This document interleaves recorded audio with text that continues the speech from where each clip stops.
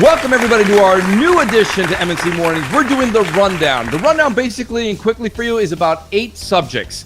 4 created by Crap, 4 created by myself, the Mooch. We go back and forth, banter. You'll decide who the winner is. We've got 1 minute and 30 seconds before you hear J-Dub pull the bell.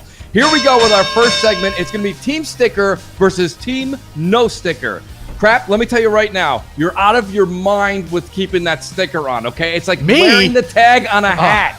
Okay. I wear my tag on my hat. That's how you know you're cool. Who wants to walk out of their house with a pair of jeans on and the XXL or the XL on their fucking sticker going down their left leg? It doesn't I don't, work out but so well. you know what? But most shirts and stuff nowadays have the tagless stuff, but it still has the information. I just think that it looks like a high-end electronic with the tag, and I leave it on there. I think it looks awesome. I keep it on my original Xbox One and the Xbox One S, and I'll keep it on the Xbox One X. There's a similar warning inside the car when you pull down that vanity to look at yourself in the mirror. That's why they put the warning up there. You flip it upwards. No one wants to see that thing. Nobody has that on the dashboard. Maybe not, but I still like the way it looks. I think it brings an added piece of class to the console, and I'm just keeping it on there, man. Listen, you might even be able to talk me into keeping it if it didn't have the tab that says pull here. Well, only on the S. On the original one, it didn't really have that tab. Which is why you realize that Xbox made a big mistake. You got to pull the tab. Nah, I love the tab. I'm keeping the tab. I'm a tab guy. I'm going to keep it there. You know, I like the way it looks. I think it brings... Tab soda went out in the 80s, okay? And that's why there is no tab. You pull it. You got rid of it. No, I'm not definitely never, ever pulling that tab. I like it. Like I said, it looks classy. It looks classic. It looks like a high-end piece of electronics. I think that it brings it's a good focal point, and it brings. That guy, you're a collector. That's the problem. That's the difference between me and Crap. See, I always take everything. The minute I'm done with it, I got to return it and get as much money as I can for it. Crap puts it into the Crap Museum Hall of Fame. Oh, perfect okay. round. Awesome. Yes. Very good. Very good debate. Very good. Next up, NPD. Microsoft has been absolutely getting destroyed in the NPD for the last 6 months. What are your thoughts on them being able to come back from this when the One X releases? As far as I'm concerned, I think the NPD is a bad thing that's going on right now. Obviously, getting their ass kicked by the PlayStation 4 and the Switch, and at one point even the NES Mini. Just what's your thoughts, real quick, on this? Is this a problem? Here's the thing with the NPD. The NPD at this point is almost like, I'm going to use everyone else's words, right? It's kind of a fanboy toy at this point. It doesn't really matter. Microsoft has said that this generation, whether there's an X or a Pro, no matter how you look at it, it's the mid-generation. This generation is probably going to get chalked up to Sony as being the victor. But that doesn't mean that they want to fall behind. What I've said, number 1, and I'll say number 2, and I'll say number 3, you got to do this. Microsoft, show some fight. Win a few months. You can't win 1 out of 12 months at NPD. You have to at least win 4 or 5 to show you're giving a crap. That's the way I kind of look at NPD right now. It shows effort. Yeah, I guess I could understand that, but at the same point, for me, I think it shows that maybe a lot of people are actually holding off for the X, more people than what originally thought, because Microsoft pimps this thing out like, hey, this is going to be something for the extra hardcore, and you know they're the only ones that are going to be interested. But I think in this day and age, with the upgradable cell phones and all this kind of stuff, that people are actually in the know a lot more. Crap, you could talk me into that, but the problem with the NPD recently is people are saying, oh, they're just holding out for the X, they're holding out for the X.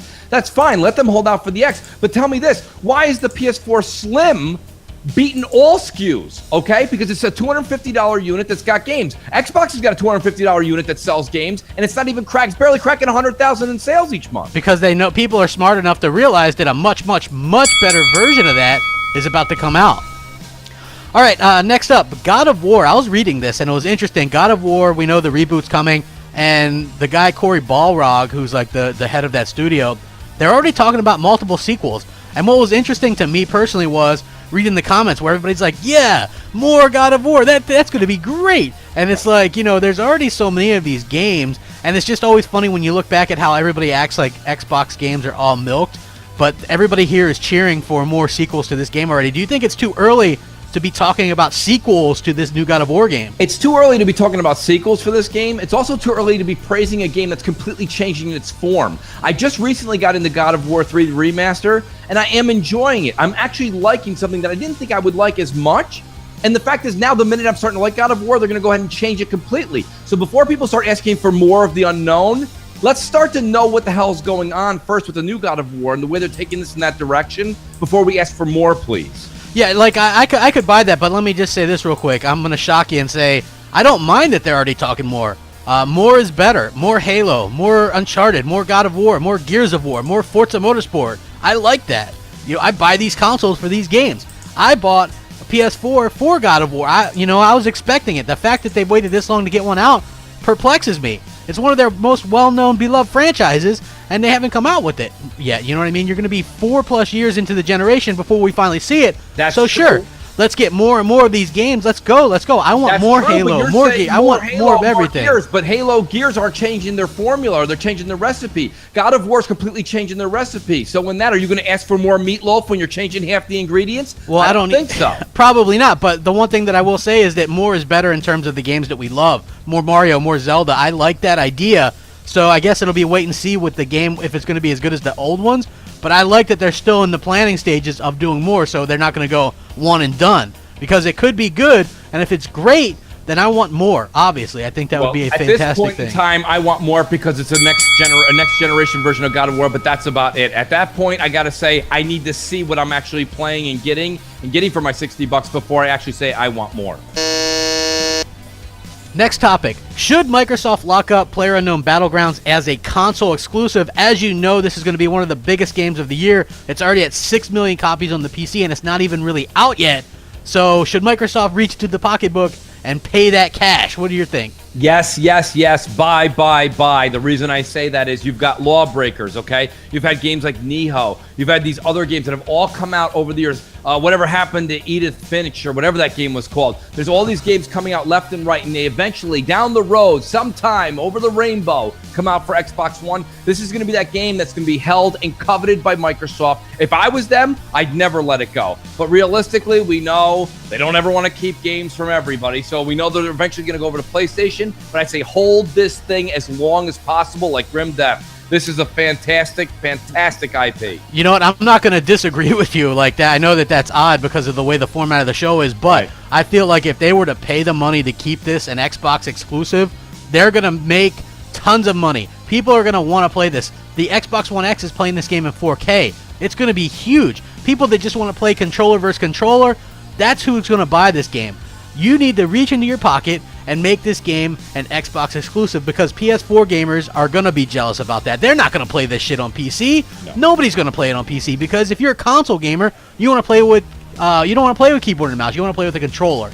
And the way to do that would be Xbox. So you want to distinguish your platform. That's how you would do it. Man, Crap, you talked so good. I didn't even get a chance to comment on that. But I do agree with you. Yes. Next topic would be unnecessary Crackdown hate. Crackdown 3 is getting a lot of hate right now. Some people think it's not necessary. What are your thoughts on this? It's not necessary at all. First of all, the things people are saying are it doesn't look good. Well, you're saying that, but you're criticizing what the actual artwork is. It's like going to your local art gallery and being like, this looks like shit. And they're like, it's actually a painting of a proud shit. Okay? It's supposed to be what it is. Okay? This is Crackdown. Crackdown has got that pixelated look, right? It is it's the artwork. I, for one, can't wait for Crackdown 3. I think it looks like they've enhanced everything. Anybody that says it looks like a 360 game, they're out of their minds. The game is absolutely a blast. And once we actually get to see the multiplayer, that's the coveted part of the game. It's just not fair to judge it before you see the part that they can't wait to show off. I agree. Like, stop the hate. It's insanity. They have a 3-tier process. They showed the multiplayer 2 years ago. They showed the single player now. They're going to show the multiplayer again at Gamescom. It's been confirmed. Calm down. If they had done it the other way and showed multiplayer again, people would have bitched and complained that there was no single player. Right. Microsoft is damned if they do, damned if they don't. Stop the hate. Wait till the game comes out before you start complaining. Now, the only thing I will say, though, Crap, I got to disagree with one thing. And one thing we have to call out there, and I think even Phil said it himself, I would have displayed it a little bit differently. The way that they showed it at that Comic-Con was a comic mess. That's not how you do it. You have to have a professional on stage, someone who's a developer or someone that plays the crap out of it at Xbox, and have someone go up there that it can actually promote the brand. Yeah, I can't disagree with that. Next topic. Media hate mellowing out? Question mark? I'm going to let you take this one. Yeah, let me take that. First of all, here's the thing. People are saying to me, Mooch, it looks like the media's really coming around. It looks like they're really coming around. Well, guess what? They're not coming around. The whole point of the matter is this. This is what they say they're doing. What they're doing is really just softening the blow. They know that their dear beloved PS4 is about to become second fiddle to the Xbox One X. So what they're doing now, and it happened today, I watched the actual footage from Digital Foundry saying that Xbox One versus PS4, and they said the 900p really isn't that big of a deal. It's actually said in the video what we've been saying for 3 years. Now Digital Foundry agrees with us. So it comes off like they're mellowing out, but they're not mellowing out. What they're doing is they're getting their defenses up. This is like tower defense, people. They're getting their tower defense built up so that when the X comes out with the better version, they can say, look, we said it for Fortnite. And if we said it for Fortnite, 900p doesn't matter for 1080p. Clearly, 4K native doesn't matter for checkerboard. It's just how far you sit back from your TV with a pirate pack on. Here's no difference. Here's the thing. It's not mellowing out. The narrative has changed. That's what you're trying to say. So basically, the narrative has changed to where 900p to 1080p was a big deal before when it was PlayStation that had the advantage. But now that the Xbox One X will have the advantage, it doesn't really matter. That's why they're giving the Xbox One a win here in terms of graphics, even at a lesser resolution, simply because of that. And they know that. And people are going to be like, whoa, what are you talking about? They did it right here. But this was already when they know that the One X is coming, so they have to do something different. And that's the narrative changes. It is. It's smoke and mirrors. Yes. Next topic, Xbox One X release date. Do you want to start off this one? Yes, this is a fail, fail, fail. My problem with this is you've got all these games that are coming out in October. You've got all these games coming out in September, especially Forza 7. These are games that needed to come out on the Xbox One, and the biggest one out of ever is Destiny. Destiny 2 comes out. You got all these people being like, Mooch, you make a hell of a point. The X is going to probably be the better one when it's all said and done. But for 60 days, I'm going to go play on the PS4 where it's better. I just would have liked to have seen them come out with early October release date. What that would have done was it would have made more people make the jump over to Destiny 2 on the Xbox One. It doesn't feel so far away, and it wouldn't be that far from the Forza 7 release. And I got news for you, Crap. I know it's before Black Friday, but to be honest with you, November 7th just feels late. Doesn't mean I'm not excited for it. It just feels so late. You know what? It does feel a little bit late to me, but I don't really particularly have a problem with it. It comes out still in plenty of time for a lot of the heavy hitters. But I do agree that maybe October would have been a little bit better time, especially given that Shadow of War game is going to come out, and that's going to be a real showpiece at the 4K aspect. So it's still going to come out in time for games like Battlefront 2 and I believe Call of Duty World War 2. So those are two heavy hitters. But again, like you said, with stuff like Destiny 2 coming out months beforehand, that's a bad look for them. Crap, we're not giving the consumer enough time. The console's $500. The two games you just mentioned that most people want in Call of Duty and Battlefront 2 are both going to be another $120 combined. That's $500, $120 for those games. And let's not forget the games they missed with Forza 7. That's an expensive task for a lot of people that don't have that kind of money. So you're saying on November 7th, no problem, folks. Just rip $800 out of your pocket and go pay. Sorry, we're a little late. This is why October was a big deal. Yes. And our last topic, early access working. I'm going to let you go ahead and take this one as well. Yeah, you know, oddly enough, this is something that a year and a half ago when I read about it, 2 years ago when you hear about it, I didn't think this was going to work. You know what, Crap? It is working. You're seeing things like early access with Fortnite, and there's a bunch of other games that are coming down the slope. Believe it or not, early access is kind of going to be part of what Players Underground is all about, right? It's going to kind of land in that. And I'll be honest with you, people are drooling for it because people don't want to wait a year and a half till everything's polished. Apparently, we have no problem playing with something that's 80% done. And listen, forget my opinions on it. I'm going by the people, and the people have spoken. And the way people are saying is, get me that game now. I'll deal with the issues. Just promise me you'll fix them later. This is really working. Early access is a huge, huge tool, and I hope Microsoft uses it wisely moving forward. You know what? It is a really good tool, and I'm going to 100% agree with you. It actually is giving them games before the competition. Ark Survival Evolved, that game hit well over 1 million because it was in the preview program. You obviously PlayerUnknown Battlegrounds.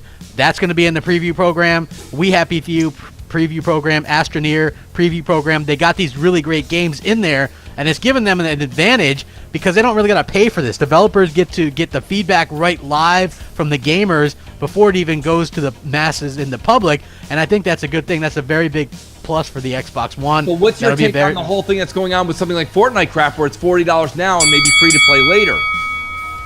I think that, you know, for $40, that's tough saying right there. We got to see how that works out because I'm sure that they're trying to figure that out themselves. It seems like they didn't have a real clear-cut plan.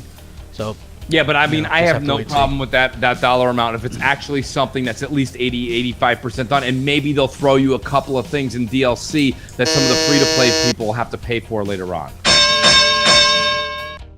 Thank you, everybody, for listening to the first episode of The Rundown. And we want to hear from you. Send J-Dubs topics. Sometimes Crap and I agree, sometimes we don't. But it's going to be a hell of a lot of fun to listen to us banter back and forth.